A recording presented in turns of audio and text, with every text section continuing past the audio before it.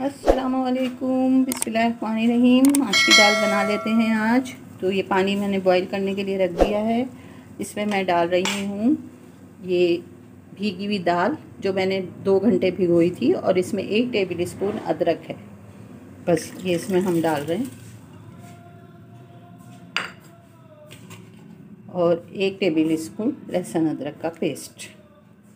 नमक डलेगा इसमें हस्बे जायका, और बस हम इसको पकने के लिए रख देंगे। सब कुछ हम आज भगार में डाल रहे हैं, तो आप रहिए हमारे साथ और देखते जाइए माश दाल की तैयारी। बस इसमें जब उबाल आ जाएगा तो मैं इसका ढक्कन लगा दूँगी। पानी बॉईल होना शुरू हो चुका है। ये डल रहा है नमक। बस इसको पकाएंगे हम हल्की आंच पे। जैसे ही ये पक जाएगी, गल जाएगी, हम इस पे लगाएंगे आज भगार। तो थोड़ी सी दाल मुख्तलिफ बन रही है, लेकिन बहुत अच्छी। तो इंतज़ार कीजिए इसके पक जाने का। दाल गल गई है और इसका पानी भी खुश्क हो गया। अब बस हम इसमें थोड़ी देर में भगार डाल दें।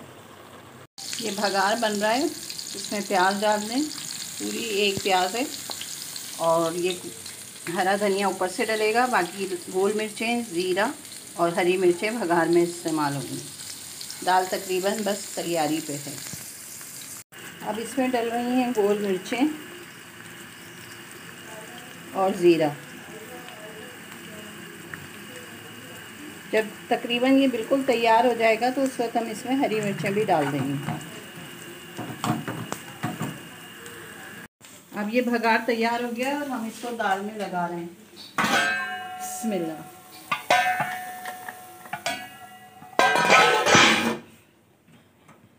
ये दाल हो गई है तैयार, और इस पर मज़ीद हरी मिर्चें डाल दें। और ये है पिसा हुआ गरम मसाला और सौंठ का पाउडर, ये भी इस पर डलेगा, और हरा धनिया। तो ये हमारी मज़ेदार सी दाल तैयार है। रेसिपी अच्छी लग रही हो तो ज़रूर बनाइएगा और इन्जॉय कीजिएगा। अल्लाह हाफ़िज़।